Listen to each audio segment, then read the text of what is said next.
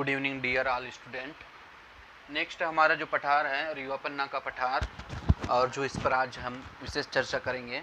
ये आपको मैप दिख रहा है रीवा पन्ना का पठार, और इस पठार में भी जो भौगोलिक स्थिति आप देख रहे हैं, सबकी समस्त पठारों की भौगोलिक स्थिति होती है। जैसे मध्य प्रदेश की अपनी भौगोलिक स्थिति होती है, ठीक उसी प्रकार से पठारों की भी भौगोलिक स्थिति होती है। क्योंकि इस पठार की जो भौगोलिक स्थिति हम देख रहे हैं कि भाई इसमें जो है उत्तरी अक्षांश 23 डिग्री 10 मिनट से लेकर 25 डिग्री 12 मिनट तक के इसका उत्तरी अक्षांश है। पूर्वी देशांतर विस्तार की यदि बात करें तो 78 डिग्री 4 मिनट से लेकर 82 डिग्री 10 मिनट तक पूर्वी जो है इसका देशांतर विस्तार है। और ये मध्य प्रदेश से कुल जो है 10.37% के भूभाग पर जो है विस्तृत है। यानी यह मध्य प्रदेश के कुल कितने प्रतिशत भूभाग पर है? 10.37। और इस पठार का कुल क्षेत्रफल है 31,955 वर्ग किलोमीटर। और इस पठार का जो निर्माण है, इस पठार का जो निर्माण हुआ है वो बेसाल्ट व धारवाड़ क्रम की जो है आग्नेय शेल की क्रम की चट्टानों से इसका निर्माण होता है।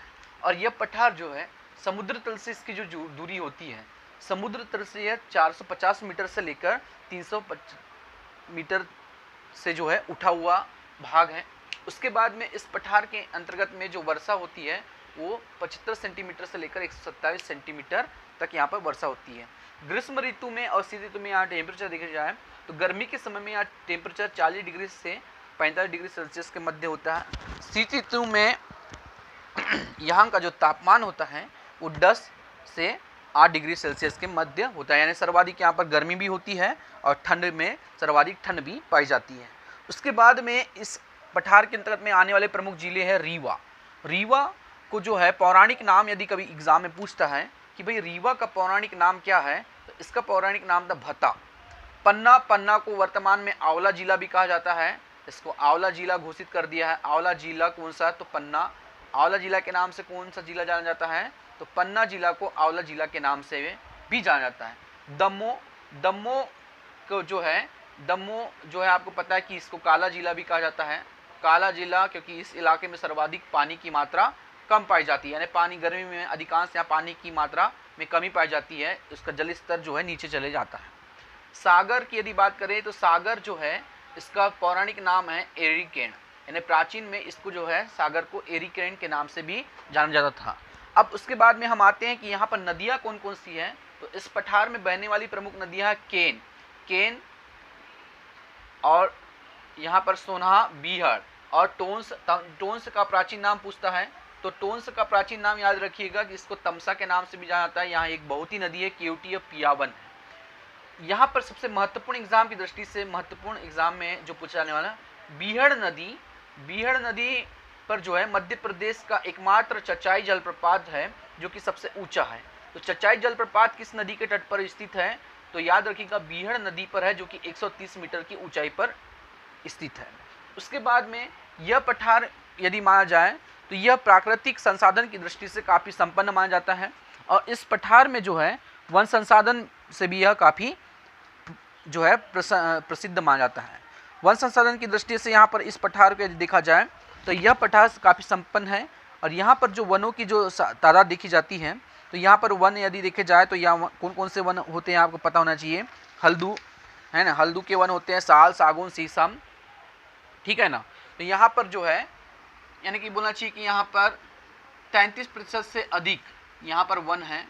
और यहाँ पर उष्णकटिबंधीय पर्णपाती वन पाए जाते हैं। इसलिए यहाँ पर जो है साल, शीशम, महुआ, मऊगनी, ठीक है ना, महुआ, मऊगनी और अन्य आदि वृक्ष भी यहाँ पर हल्दू, बीजा, आंवला के यहाँ पर पाए जाते हैं। उसके बाद में यहाँ पर जो है उद्योग धंधे की से भी यह संपन्न माना जाता है। और पर्यटन क्षेत्र में आपको पता है कि ये जो पन्ना वाला जो इलाका आता है, पन्ना, ये जो है पन्ना, यहाँ पर जो है पन्ना में रेप्टाइल पार्क है। कौन सा पार्क है? पन्ना में रेप्टाइल पार्क कहाँ पर स्थित है? तो पन्ना में। और यहाँ पर जो है रेंगने वाले जीवों का संरक्षण किया जाता है। कौन से वाले जीवों का? रेंगने वाले जीव जंतुओं का संरक्षण किस पार्क में किया जाता है? तो पन्ना राष्ट्रीय उद्यान में जो है यहाँ पर रेप्टाइल पार्क स्थित है, जहाँ पर रेंगने वाले जीव वो का संरक्षण किया जाता है। जैसे कि यहाँ घड़ियाल जो रेंगते हैं, मगर जो है छिपकली वगैरह, जिनको घड़ियाल कहा जाता है। उसके बाद में सतना, आप देखते हैं कि यहाँ पर सतना का भी कुछ क्षेत्र आता है। तो सतना में जो है भरहुत स्तूप है। कौन सा स्तूप है? भरहुत स्तूप कहाँ पर है? तो भरहुत स्तूप है यहाँ पर सतना में। भरहुत स्तूप कहाँ पर आता है? तो सतना जिले में आता है, भरहुत स्तूप है यहाँ, ठीक है ना। उसके बाद में प्रदेश का एकमात्र जो है सैनिक स्कूल कहाँ है? तो प्रदेश का एकमात्र सैनिक स्कूल यहाँ पर देखिएगा कि रीवा में है। उसके बाद में बाण सागर परियोजना का मुख्यालय भी रीवा में है। गोविंदगढ़, ठीक है ना, गोविंदगढ़ आम अनुसंधान केंद्र भी जो है यहीं रीवा में स्थित है। उसके बाद में देश का पहला सफ़ेद बाघ संरक्षण केंद्र कहाँ है? तो यहाँ पर रीवा में है। सफ़ेद जो है भूमि कहा जाता है, सफ़ेद शेरों की भूमि रीवा वाले क्षेत्र में कहा जाता है। विश्व का सबसे बड़ा और भारत का पहला अल्ट्रा मेगा सोलर प्लांट, विश्व का बड़ा अल्ट्रा मेगा सोलर प्लांट जहाँ पर 700 मेगावाट का जो है थर्मल पावर प्लांट लगा गया, जो कि रीवा में ही स्थित है। उसके बाद में इस पठार के अंतर्गत में और भी महत्वपूर्ण चीज़ें आती हैं, ठीक है ना। वन संसाधन देख लिए, उसके बाद में हमने जो है और भी चीज़ें यहाँ पर देख चुके हैं। यहाँ पर अगर कारखाने की यदि बात किया जाए तो कारखाने इस पठार में सर्वाधिक पाए जाते हैं। जैसे कि रीवा में यहाँ पर अधिकांश आप जाओगे तो इसको आप नोट भी करते जाइए, महत्वपूर्ण टॉपिक है। उसके बाद में आप रीवा में यदि जाएंगे तो रीवा में क्या होता है बेटा कि यहाँ पर सीमेंट उद्योग है, सीमेंट उद्योग है। सीमेंट उद्योग अधिकांश रीवा सतना इस इलाके में मिलते हैं, जैसे जेपी सीमेंट, सरला सीमेंट, मैयर सीमेंट, ठीक है ना, जेपी, सरला, मैयर और बहुत सारे जो है यहाँ पर सीमेंट उद्योग धंधे स्थापित है। बिरला सीमेंट, ठीक है ना, डायमंड सीमेंट दमोह में अधिकांश मिलेंगे आपको, ठीक है। तो यहाँ पर सीमेंट है। पर्यटन नगरी से अगर देखा जाए तो पर्यटन क्षेत्र में काफ़ी ये अपना स्थान रखता है। पर्यटन में आपको पता है कि यहाँ पर सतना है तो माँ शारदा का मंदिर जो है, मैयर बैंड वगैरह सतना में है। चित्रकूट जो है सतना में आता है। देवताल ये रीवा में आता है। गोविंदगढ़ आम अनुसंधान केंद्र ये भी रीवा में आता है, पर्यटन क्षेत्र है। भुमरा का शिव मंदिर जो है यहाँ पर सतना में आता है। भुमरा का शिव मंदिर नोट करते आइए, भुमरा का शिव मंदिर सतना में आता है। उसके बाद में पन्ना राष्ट्रीय उद्यान जो कि टाइगर रिजर्व क्षेत्र है, ये भी कहाँ पर आता है? तो ये भी आपका पन्ना में ही आता है। उसके बाद में देश की पहली व्हाइट टाइगर सफारी, तो देश की पहली व्हाइट टाइगर सफारी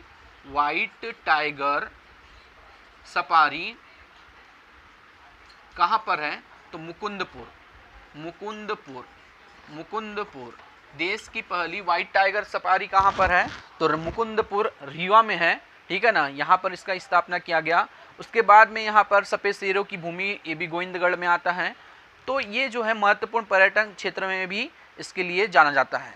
उसके बाद में आगे यदि हम बात करें तो यहाँ पर जो है बोली कौन सी है? तो आपको स्वाभाविक बात है कि हम पढ़ रहे रीवा पन्ना, तो यहाँ की जो बोली होती है वो बोली होती है बघेली। कौन सी बोली? बघेली यहाँ पर सर्वाधिक बोली जाती है बोली। बघेली के साथ में जो है यहाँ पर जनजाति कोल, ठीक है ना, कोल जनजाति है। यहाँ पर जनजाति सर्वाधिक कौन सी पाई जाती है रीवा पन्ना के पठार में? तो जनजाति है कोल जनजाति। कौन सी जनजाति? कोल जनजाति। एग्जाम में पूछा जाएगा कि रीवा पन्ना के पठार में सर्वाधिक कौन सी जनजाति पाई जाती है? तो रीवा पन्ना के पठार में सर्वाधिक पाई जाने वाली जनजाति है कोल जनजाति। उसके बाद में यहाँ पर कौन कौन से गायन होते हैं?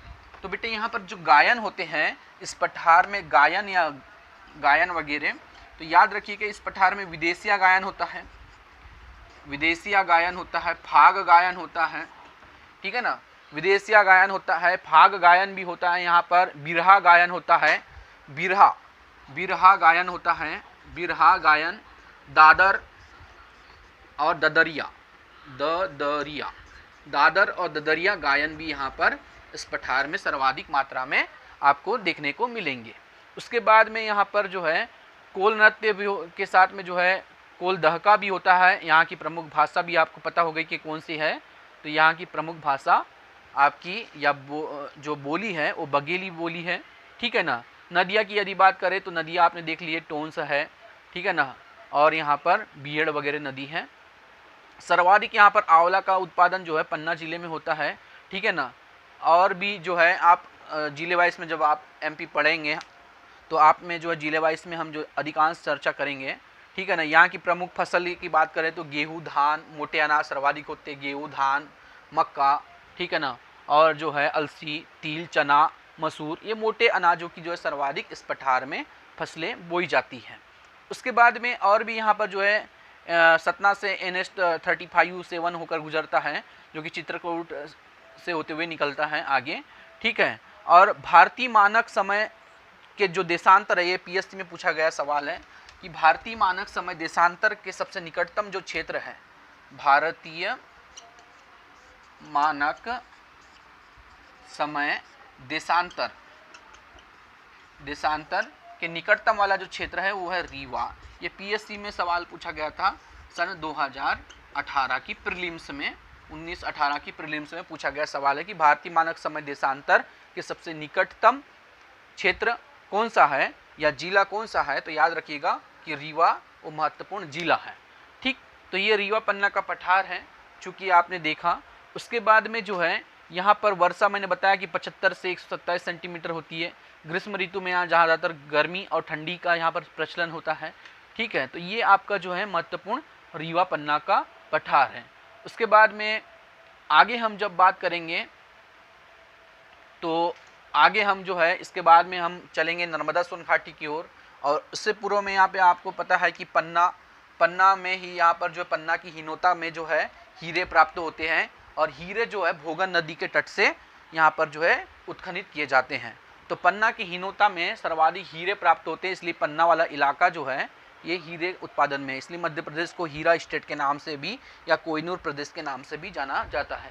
जब हम जिले वाइज जब मध्य प्रदेश पर चर्चा करेंगे तो वहाँ पर मैं पूरा आपको जो है एक एक जिले वाइज, जैसे बालाघाट जिला है तो बालाघाट के बारे में, जबलपुर है तो जबलपुर के बारे में संपूर्ण अथाह जो है सागरविद हम ज्ञान पढ़ रहे हैं, जिसमें आपको छोटी से लेकर बड़ी एग्ज़ाम तक PSC तक के आपको जो है यहाँ पर आपको बहुत ज़्यादा लाभ मदद मिलने वाली है, जो कि एक एक टॉपिक हम कवर कर रहे हैं फुल लेंथ डिटेल्स में, ठीक है। तो इसको आप नोट भी करते जाइएगा, अच्छे नोट्स बनाइए और सुसज्जित नोट्स बनाइए। आगामी परीक्षाओं में आपको जो है वनडे एग्ज़ाम हो गया, जैसे जेल पैरी वर्तमान है, पुलिस SI है, कांस्टेबल है, और जो भी वनडे एग्ज़ाम आती है उसके लिए आपको महत्वपूर्ण आपको यह मध्य प्रदेश विशेष नोट्स काम आएगी। चूँकि मैं जिले वाइज भी पढ़ाऊँगा तो मैप वाइज में पढ़ाऊँगा, और अभी मध्य प्रदेश पढ़ रहे हैं तो ये भी मैप वाइज में कुछ क्षेत्र पढ़ रहे हैं, ठीक है ना। तो विस्तृत मेरे द्वारा आपको पढ़ने मिलेगा।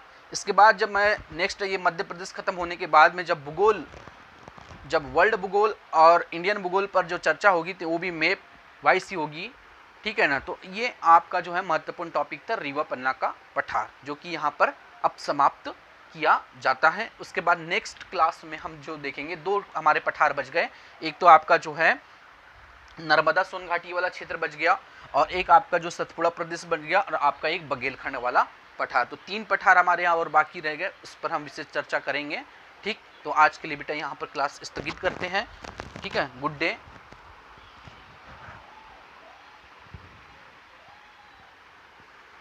Thank you.